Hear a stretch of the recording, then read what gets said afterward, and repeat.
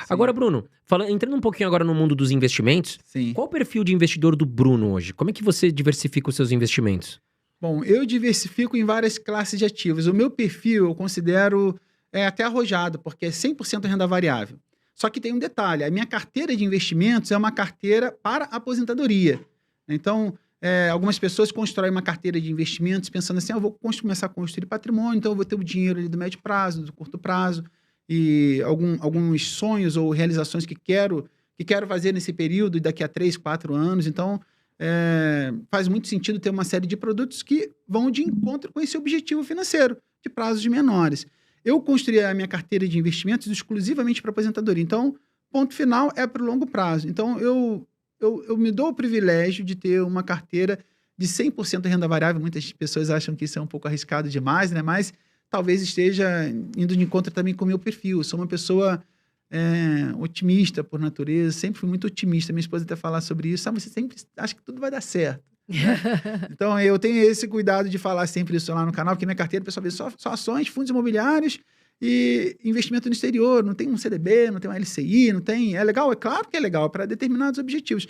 Para minha aposentadoria, eu pensei, bom, já que é bem para longo prazo, e como eu falei para vocês, né, eu planejei ela em 2017, comecei a fazer o primeiro aporte ali em maio de 2017, testando a corretora ainda, para ver como é que funciona. Tudo era novo para mim, né? Claro. Só que se eu pedir o dinheiro de volta, eles vão me dar o dinheiro? Né? Todo tipo de incerteza tinha na minha cabeça ainda. E em 2018 eu falei assim, não, aí eu desenhei meu projeto todinho, eu sempre gostei de me planejar bastante, sempre gostei muito de planilhas, Excel e tudo mais. Quando eu não usava a planilha do Excel, eu também utilizava até minha própria agenda, então tinha uma série de anotações, assim. Sempre gostei disso, né? De alguma forma tentar me antecipar ou planejar com bastante antecedência o que vai acontecer no futuro. A gente até brinca lá em casa de que há muitos anos atrás, eu falei assim para minha esposa assim, falei assim, bom, você vai fazer um curso técnico agora de enfermagem, hoje ela está na área de educação, né? Há muito tempo atrás, eu apoiei bastante ela também, né, em fazer esse curso técnico de enfermagem.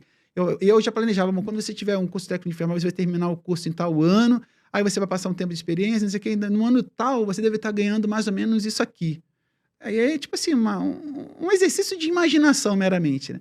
Só que depois de muito tempo ela trabalhando na área já, eu fiquei impressionado quando eu abri minha planilha, tipo assim, de muitos anos atrás.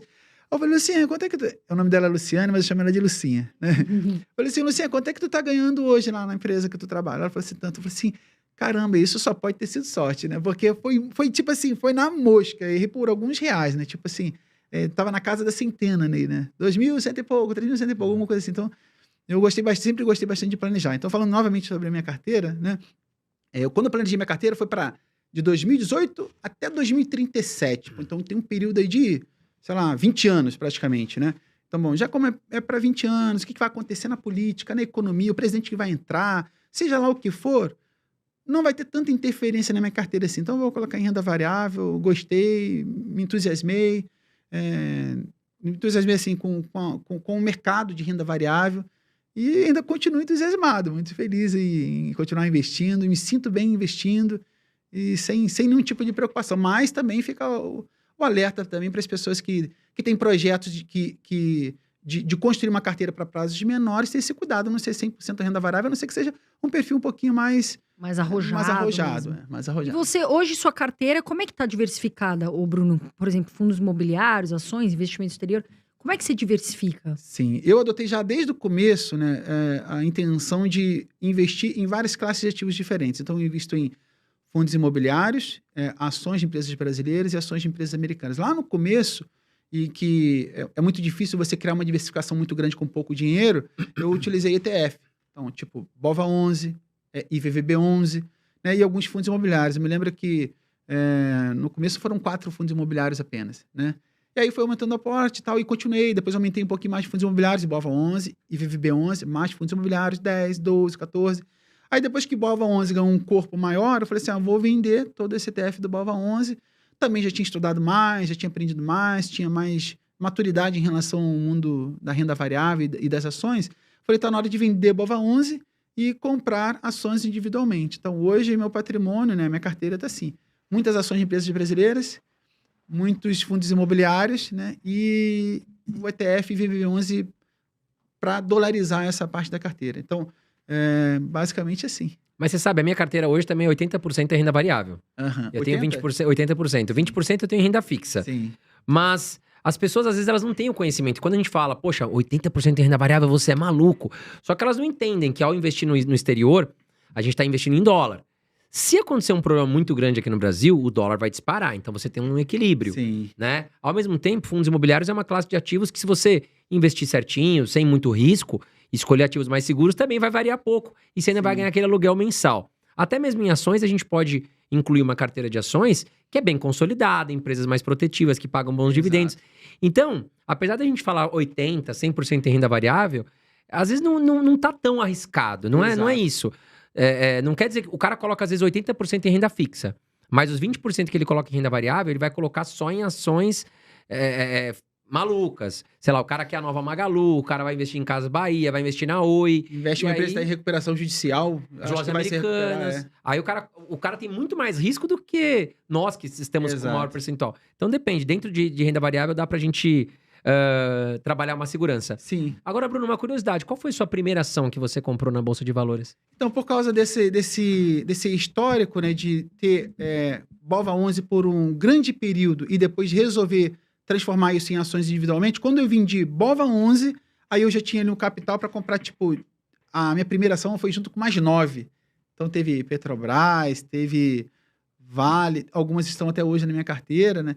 Então, mas não foi uma primeira ação, eu comprei tipo 10 de uma vez, né? Porque eu fiz exatamente isso. Vendi BOVA11, falei assim, vou montar uma carteira com, sei lá, 10, 12 empresas de uma vez. Dividi aquele capital em um montão de empresas e montei Aí você colocou posição. Petro, Vale... Consegui, eu coloquei Gerdau também, deixa eu ver qual que eu consegui colocar na ocasião. Bom, Elétrica você deve ter colocado alguma, não? elétrica devo ter colocado. Elétrica eu me lembro de que eu coloquei. Eu acho que coloquei Taesa também, que muita gente gosta, né? Mas assim, eu não tenho muita predileção por setor, né? O que eu adotei depois de ter refletido sobre esse tema, como seria o meu modelo de investimento, né? Em adotar características fundamentalistas para poder escolher ações, independente do setor. Então, eu acho que tem setores interessantes, sim.